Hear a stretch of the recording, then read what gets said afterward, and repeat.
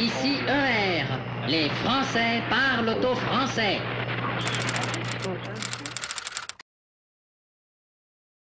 Nouvelle explosion de colère, des anti-écotaxes tout à l'heure dans le Finistère. Projectiles contre bombes lacrymogènes. 2 manifestants sont blessés, l'un d'entre eux a la main arrachée. Les manifestants veulent démonter ce portique protégé par les forces de l'ordre. Ce portique est destiné à calculer la taxe. C'est le dernier à être encore debout dans le département, pour l'instant. La prochaine fois qu'on va revenir, si c'est pas la fin ce soir, ça sera encore pire. C'est ça le message, je pense. Enfin, s'ils n'ont pas compris, bon, ils comprendront la fois d'après, c'est tout. Hein. Calculé en fonction du nombre de kilomètres parcourus, l'écotaxe devrait s'élever à quelques centimes par kilomètre et par camion. Mais les professionnels de l'agroalimentaire n'en peuvent plus. Dans la région, le secteur est sinistré. On est à bout et qu'il est hors de question que ça continue. Donc maintenant, l'écotaxe, on nous l'enlève et on s'occupe de nos problèmes. On n'est pas là parce qu'on a envie d'être désagréable, c'est parce qu'on est très inquiet pour notre avenir. C'est que de l'inquiétude. Autre action, plus calme, cette fois dans le Morbihan, avec cette opération Escargot près de Saint-Aloès. Les automobilistes patientent et sont solidaires. Ils défendent leur beefsteak en fin de compte, ils ont raison. Hier, le préfet avait entrouvert la porte au dialogue à condition que le calme revienne. La discussion se poursuit et personnellement, je souhaite que les milieux économiques reviennent très rapidement à la table de discussion. C'est au sein de l'observatoire de l'écotaxe qu'on pourra trouver des solutions. Ce n'est certainement pas en manifestant chaque semaine devant les portiques et parfois en cherchant à les saboter. Cette taxe, votée par la majorité précédente, devrait entrer en application le 1er janvier prochain.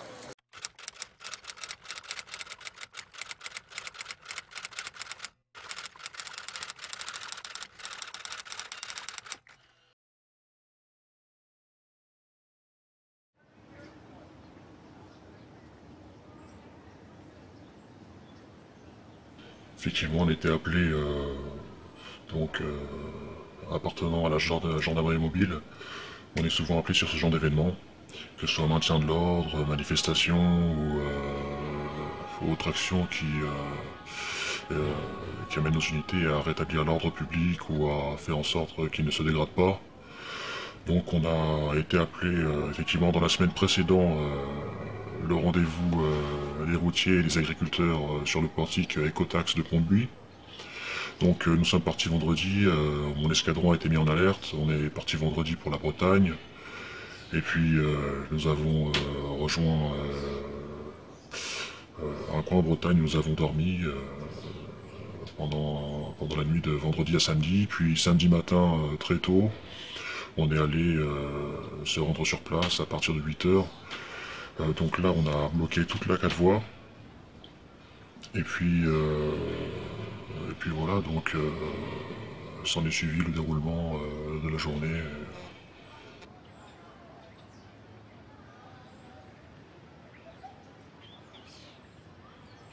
À ce moment-là, pas vraiment, c'était encore un peu flou, on savait que la situation était un peu tendue et que les agriculteurs, les chefs d'entreprise, enfin tous les Bretons d'ailleurs qui étaient présents sur la manifestation, on s'attendait à quelque chose d'assez chaud, mais pas de consignes particulières. Voilà, on savait qu'on devait protéger coûte que coûte le portique écotaxe, étant donné que c'est une installation qui coûte très cher à l'État. Donc l'État voulait qu'on... Enfin la consigne c'était vraiment qu'il fallait qu'on défende ce portique coûte que coûte.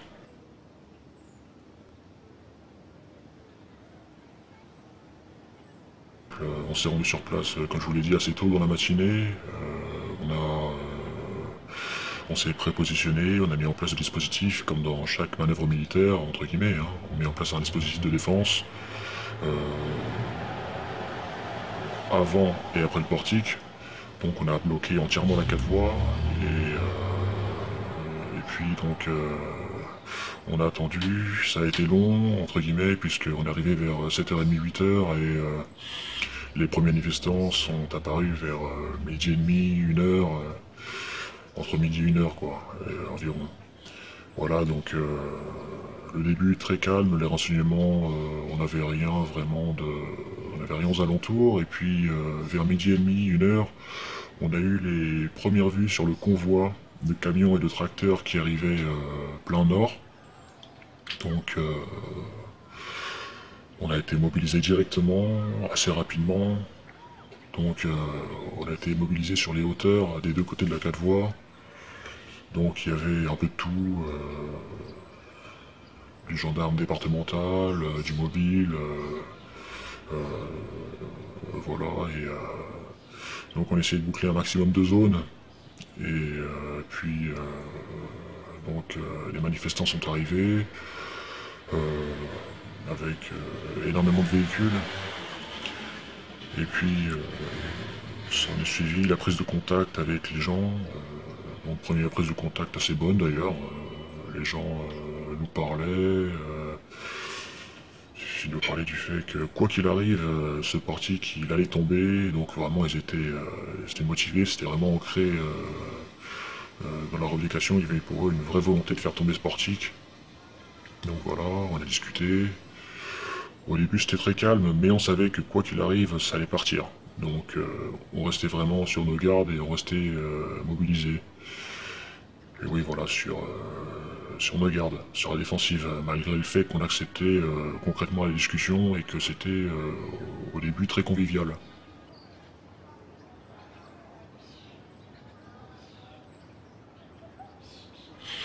Je dirais qu'ils étaient même plus que remontés, hein. On sentait dans la foule une véritable détresse, hein. C'est là où on sentait qu'on avait affaire à un dossier très particulier, puisque c'était des gens désespérés, remontés, exaspérés, et qui, manifestement, c'était pas la première fois qu'ils se mobilisaient. Mais encore une fois, aucun représentant de l'État n'était présent. C'est ce qui a, à mon avis, fortement envenimé la situation.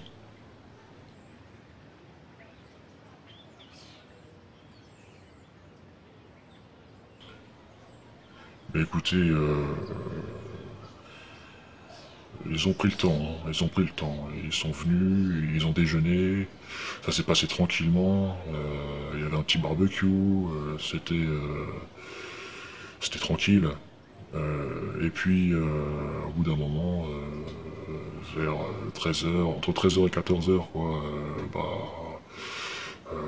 les images d'ailleurs le montrent assez bien, hein, ça a dégénéré. Les manifestants ont lancé le signal et des tirs de fusée dans notre direction, des ballots de paille enflammés, des pneus déversés sur la route qui étaient brûlés, et puis voilà, c'est parti très très vite. On est passé rapidement d'une phase de maintien de l'ordre à une phase de rétablissement de l'ordre, et donc on est vite rentré dans un cadre d'usage des armes, et donc le niveau de violence des deux côtés est monté particulièrement vite. Et puis, oui, hein, ça a dégénéré, c'est devenu vite incontrôlable, et c'est monté, ça allait vraiment crescendo, et très rapidement, quoi. Ouais.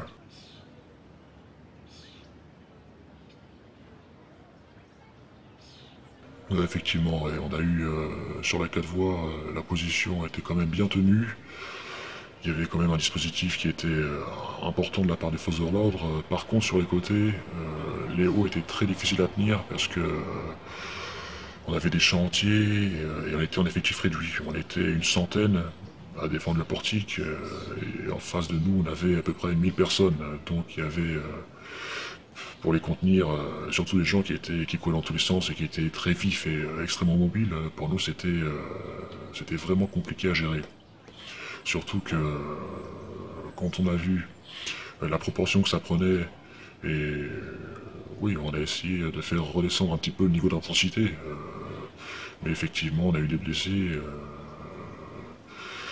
Dans un premier temps, c'était des blessés qui étaient légers, c'était pas très grave, sur des projectiles, on est touché, hein, bien qu'on ait des protections, on est facilement touché. Et puis voilà, il y a eu aussi cette blessure absolument malheureuse, et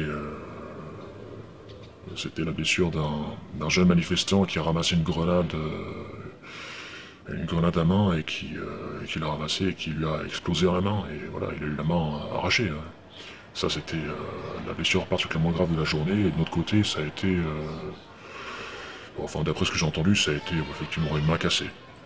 Donc, du côté de chez nous, c'est sûr qu'il n'y a pas moyen de comparer, hein. C'est pas du tout la même gravité, mais voilà. Mais c'est entre autres la blessure de ce jeune homme à la main qui a fait sonner la trêve au niveau de la manifestation, hein.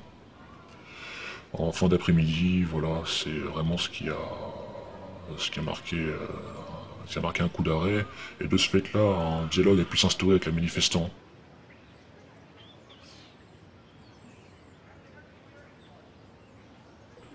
Alors c'est vrai que là ça a été très très particulier, hein. On était vraiment dans un degré de violence assez important, avec des gens déterminés qui ne reculaient pas parce qu'ils étaient d'une supérieure en nombre, et en plus ils étaient déterminés, et que en plus nous de notre côté on savait qu'en face de nous il y avait des gens qui étaient en détresse, hein, en face de nous. C'était des gens qui souffraient, qui perdaient petit à petit tout ce qu'ils avaient, quoi. Et on essayait vraiment, de notre côté, on essayait de contenir plutôt que de rapporter une violence supplémentaire. Et c'est vrai que on avait des gens qui avaient les larmes aux yeux en face de nous, qui étaient totalement désemparés et qui voulaient qu'on prenne directement parti pour eux, quoi. Bon, ce qui arrive souvent dans le cadre du maintien de l'ordre, hein, mais c'est toujours une position un peu délicate pour nous, hein. On est toujours entre l'État et la population. Et puis finalement, on a essayé de faire redescendre le truc. Il y a eu cette blessure et ça a été à partir de là que la discussion s'est vraiment instaurée.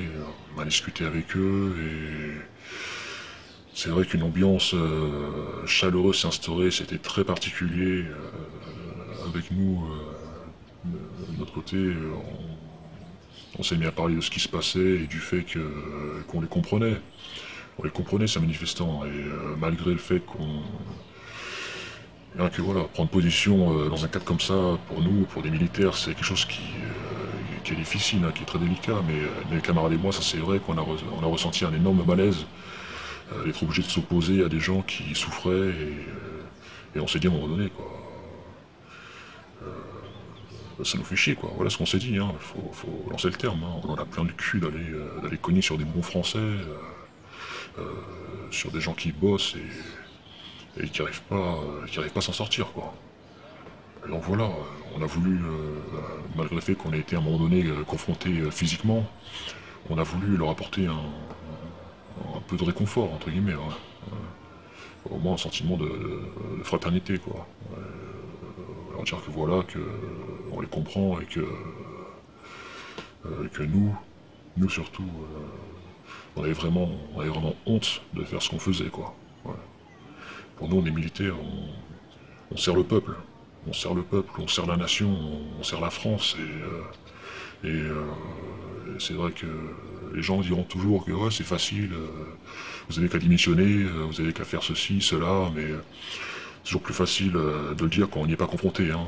Mais nous, lorsqu'on essaye de faire notre boulot de manière noble et d'aller jusqu'au bout de notre idéal, c'est vrai qu'être confronté à ce genre de situation, c'est très très délicat. Et l'ensemble de mes camarades et moi, et même de l'autre escadron d'ailleurs, comme le mien, on a exactement ressenti la même chose. On a ressenti un malaise profond qui nous a tous envahis et qui nous a vraiment marqués jusqu'à aujourd'hui.